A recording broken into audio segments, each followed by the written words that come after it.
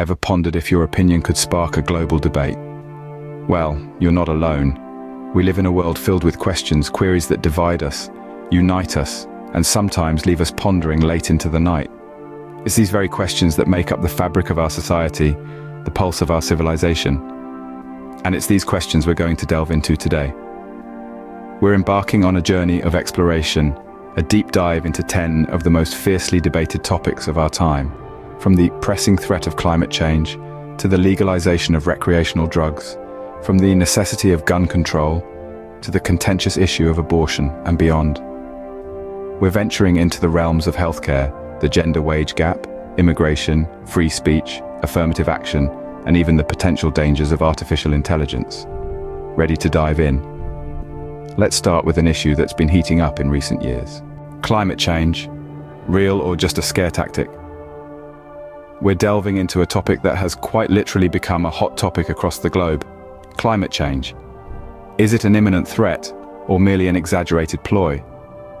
The scientific community leans towards the former, with the majority of scientists agreeing that climate change is a real pressing issue. They point to a myriad of evidence: rising global temperatures, melting ice caps, and increased frequency and intensity of extreme weather events. However, this isn't to say that there aren't skeptics. Some question the extent of human influence, others argue about the urgency of the problem. Some claim it to be a natural cycle the Earth undergoes periodically. So what can be done? Solutions range from reducing our carbon footprint through renewable energy sources and energy efficiency to more radical geoengineering solutions like carbon capture and storage. The key is to strike a balance between sustainable development and economic growth. The question then is not just about the reality of climate change, but also about our response to it. Can we afford to take the risk of dismissing it as a hoax? Or should we act on the precautionary principle, taking preventive measures even in the face of uncertainty? The interpretation remains a subject of intense debate. Should recreational drugs hit the legal market? A contentious question that has sparked heated discussions across the globe. Those in favor of legalization often cite the concept of harm reduction as a key argument. By regulating these substances, they argue, we can ensure safer consumption, reducing adverse health effects and even death rates. Furthermore, they posit that decriminalization could free up law enforcement resources to tackle more serious crimes, and not to mention the potential economic benefits that could be reaped from taxing these substances. On the other hand, critics of legalization fear the societal impact it might have. They argue that making recreational drugs legally available could result in an increase in usage, potentially leading to a rise in addiction rates and other health risks. They worry that it could send a wrong message to the youth, implying societal acceptance of drug use. There's also the argument that while some drugs like cannabis might have medicinal value, others, such as cocaine or methamphetamines, can be highly destructive. From this perspective, a blanket legalization may not be the optimal approach. Instead, a nuanced, substance-specific strategy might be more appropriate. Then there's the question of whether legalization would actually lead to harm reduction. Critics suggest that just because a substance is legal doesn't necessarily make it safe. Take tobacco and alcohol, for instance. Both are legal, yet they are responsible for millions of deaths each year. Another point of contention is the economic argument. While it's true that legal industries can be taxed, critics argue that the societal costs associated with increased drug use, such as healthcare expenses and lost productivity, could outweigh any financial benefits. So, where does that leave us? Well, it's a complex issue with valid arguments on both sides. Some countries have taken steps towards legalization, while others stand firm on their stance against it. Does legalization mean acceptance, or is it a necessary evil? The jury's still out. Now let's tackle a loaded question. Is gun control necessary for safety? This query often sparks intense debate, pulling in perspectives that revolve around the constitutional right to bear arms and the implications for public safety. On one side of the firing line, proponents of gun control argue that stricter laws are a necessary measure to ensure public safety. They believe that by regulating who can own a firearm, and what type, we can potentially reduce instances of gun violence, accidental shootings and suicides. They point to countries with stringent gun control laws who have relatively low firearm-related death rates as examples.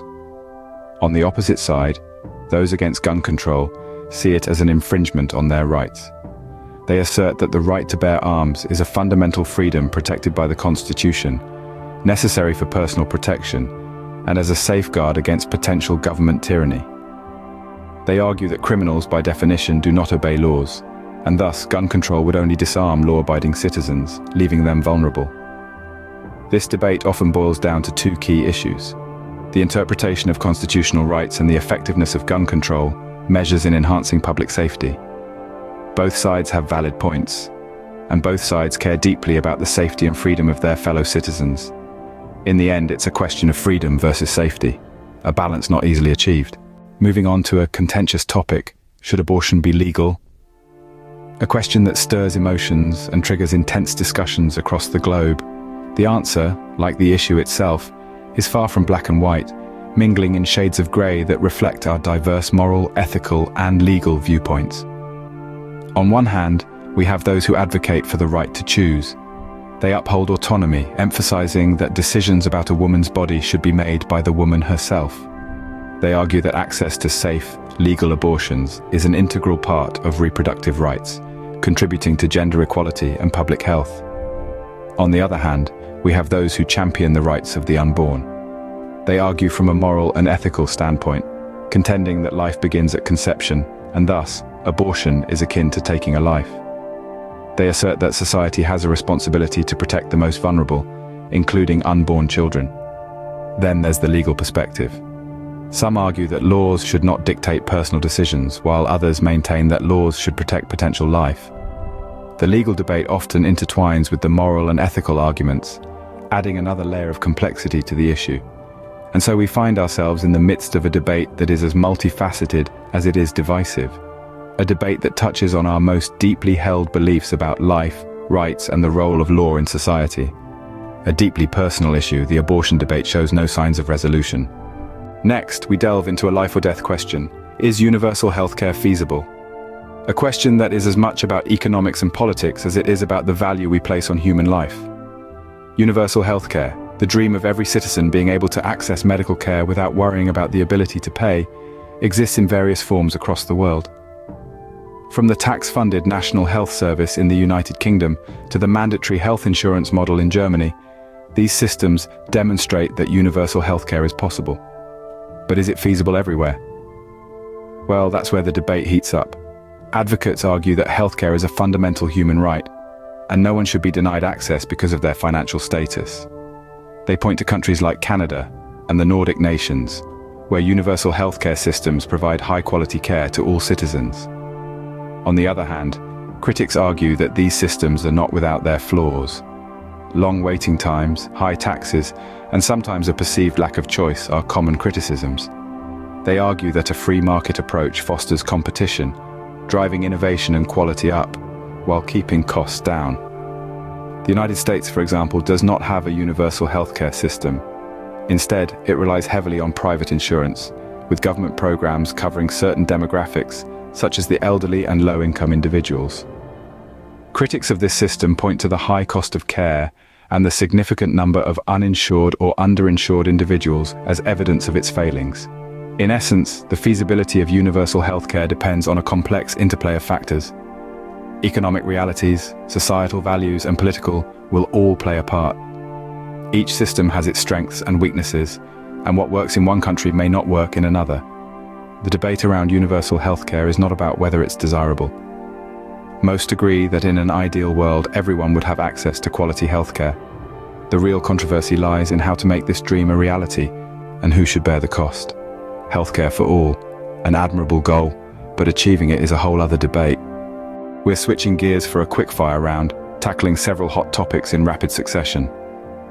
First up, the gender wage gap. It's an undeniable fact that disparities exist. Studies show that women often earn less than men. However, the extent of this gap and its root causes are hot topics of debate. Some argue it's down to discrimination. Others suggest it's due to differences in career choices or breaks in employment due to childcare. It's a multifaceted issue with no easy solution, but it's a conversation we need to keep having. Next, let's talk about immigration policies. In an increasingly globalized world, immigration is a complex and often contentious issue. Some argue for stricter controls to maintain societal order and security, while others advocate for more open borders, emphasizing the benefits of cultural diversity and economic growth. Immigration policies often reflect the values and priorities of a society, and the debate continues as these values evolve. Moving on to the topic of free speech. Is it under threat? It's a delicate balance, isn't it? On one hand, we have the right to express our views freely, a cornerstone of democratic societies. On the other, there's a growing concern about the spread of hate speech and misinformation. Where do we draw the line between protecting free speech and preventing harm? It's a debate that tests the limits of our commitment to liberty and responsibility. Now, onto affirmative action. Is it fair? It's a question that stirs strong emotions. Supporters see affirmative action as a necessary measure to correct historical injustices and promote diversity. Critics, however, view it as a form of reverse discrimination that undermines meritocracy. It's a complex debate, one that forces us to examine our definitions of fairness and equality. Finally, we turn to artificial intelligence. Is it a danger? AI has the potential to revolutionize our world, but it also raises significant ethical and practical concerns. Job displacement, privacy invasion, even the possibility of AI surpassing human intelligence, these are all valid concerns. But there's also the promise of increased efficiency, improved healthcare, and breakthroughs in countless fields. It's a debate that will shape our future, one that requires careful thought and informed discussion. And that's a wrap on our quickfire round. Remember, these debates are complex, and understanding different perspectives is crucial. We've journeyed through some of the most controversial debates today, from the perilous dance of climate change, the dizzying highs and lows of drug legalization, to the intricate complexities of gun control, abortion rights, healthcare systems, gender wage gap, immigration policies, free speech, affirmative action, and the potentialities of artificial intelligence. These are not just questions, but reflections of our collective consciousness, our shared fears, hopes, and aspirations. The power of debate is not just about arguing for a particular stance, but about fostering dialogue, understanding, and respect for differing opinions. It's about exploring the nuances, the grey areas that often get missed in the black and white of right and wrong. And it's through these discussions that we grow, we evolve, we progress. Remember, the power of debate lies not in winning, but in understanding.